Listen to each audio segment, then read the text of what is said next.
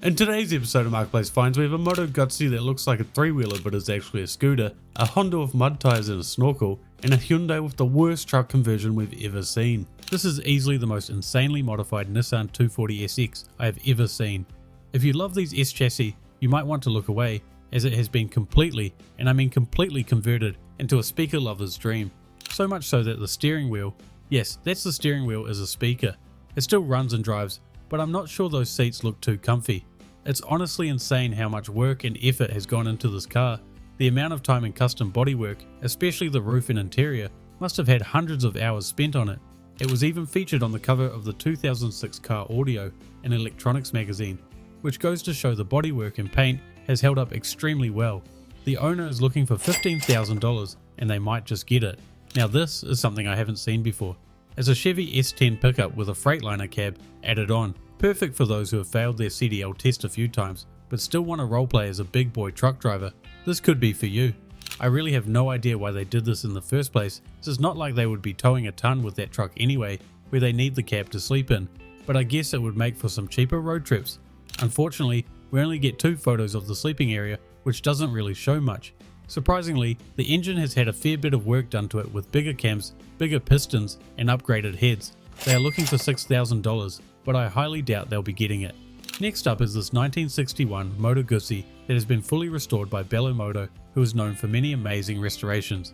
From the outside you could easily mistake it for a 3-wheeled car, until you see the interior and realize it's actually a small scooter or motorbike with handlebars instead of a steering wheel. The fresh paint job looks immaculate, and it would be an awesome garage piece to have.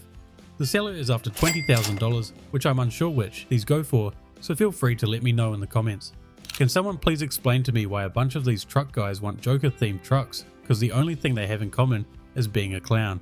This one is a 2003 Chevy Silverado 1500, and as the lister states, has been fully restored. The paintwork looks like it's been done by a good artist with the Joker and Harley Quinn easily recognizable, unlike some other versions I've seen. The frame and even drive shafts have also been painted, so it was a chassis off restoration that probably took quite a lot of work. Moving on to the interior, it looks to be fully redone with this purple Alcantara type material, which looks good, except for the headrest. The owner is after $35,000, which is far too high, but considering it's only done 65,000 miles, take 10 grand off it and I bet someone would buy it. I've never seen a drag minivan like this before. It's a 1999 GMC Safari that, as you can see, has been shortened down alongside many other modifications. Running a 5.3 LS with a built 4L60E, so I can see why they need the wheelie bar out the back, as it must be a wild ride. There's a huge list of other modifications that cost a total of $19,000, not including labour. It's apparently a professional build that has won many show awards, but I really wonder why they went with the wooden interior in an apparent race van.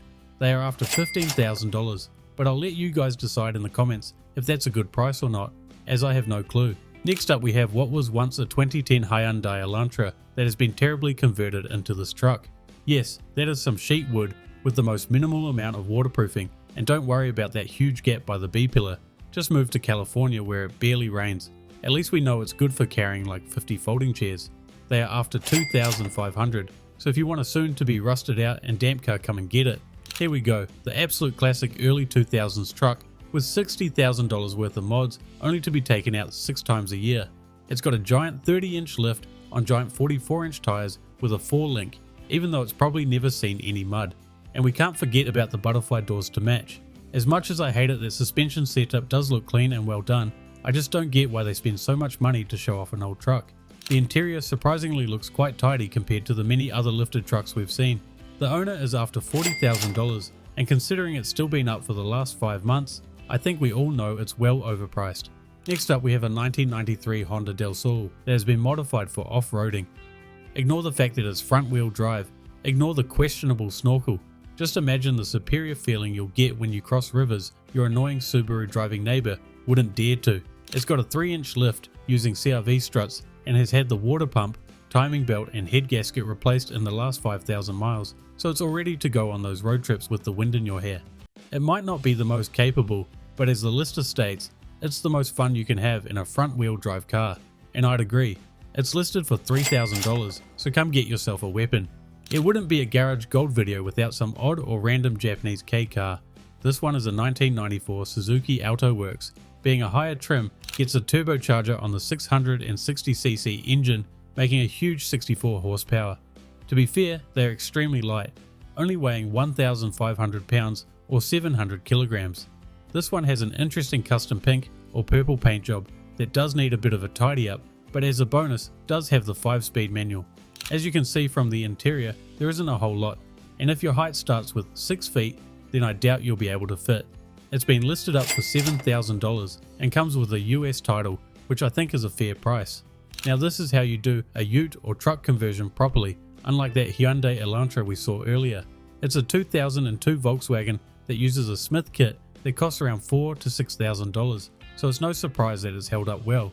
It was installed 6 years ago by the previous owners, but you can see it has been done well.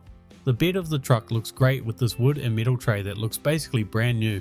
The owner is after $14,000, and even though it's clean, it's got 120,000 miles, and these years of Volkswagens aren't that reliable, so I think they are asking for too much. Did you get bullied at school but failed to join the police force when you grew up? Well, do I have the car for you? Ignore the volunteer bit down the bottom. You could live the fantasy job you missed out on, such as patrolling mall car parking lots. That's not a joke, it's what the seller actually said it was used for. It's still got fully functional lights and strobes with the siren just needing to be hooked back up. Unfortunately, it's not road legal as you're supposed to remove the decals, but who's going to pull you over when you have police written on the side of it? Honestly, it would still be a cool display car, just a bit outdated, and the asking price is an insane $13,000, which is far too overpriced.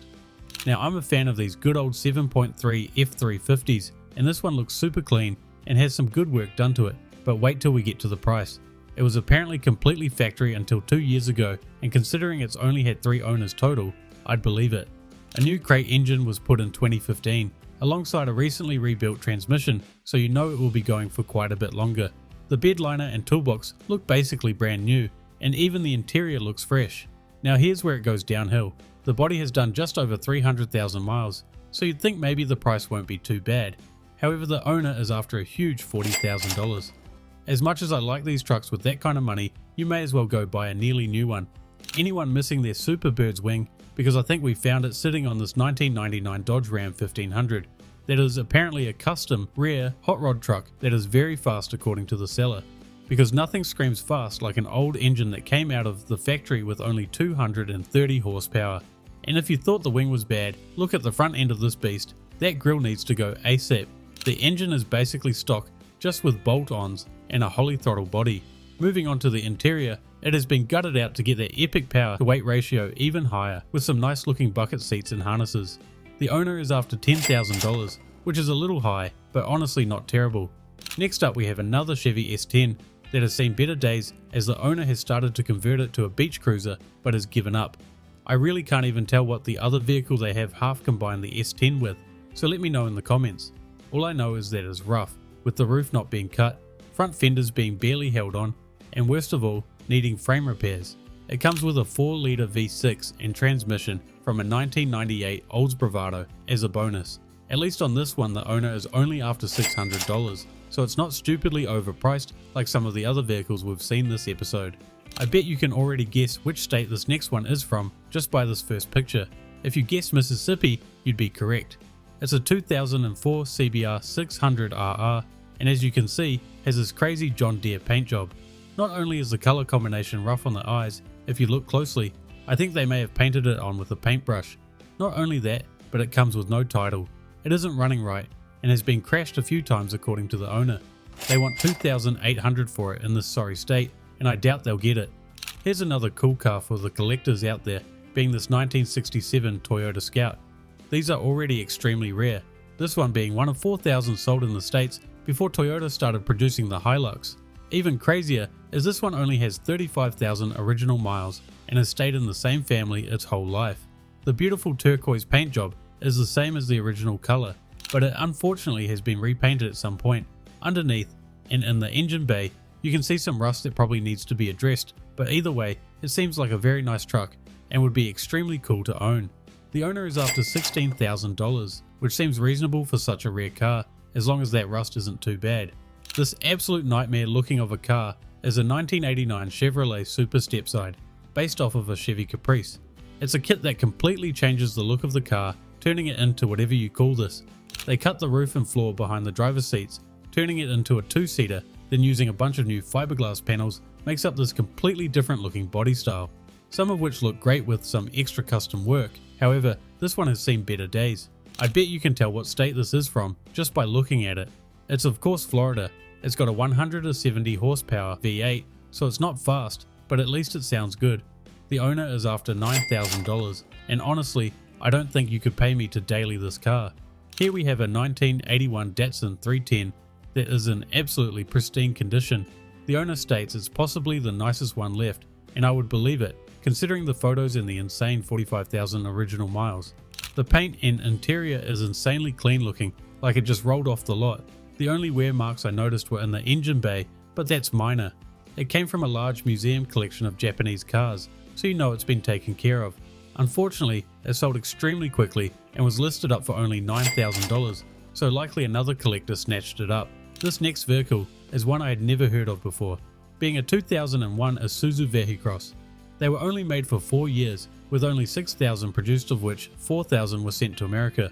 They have a 3.5 litre V6 engine that makes 200 horsepower and are apparently great off-road. The interior comes with these nice looking leather seats, which are actually made by Recaro. They have reportedly become a bit of a collector's car due to the rarity and uniqueness, but this one's only listed for $5,000, so it seems like a good buy. Thanks for watching another episode of Garage Gold. Hope you enjoyed. Remember to like and subscribe, and let us know in the comments below which car you would and wouldn't buy. Thanks for watching. I'll see you guys in the next episode.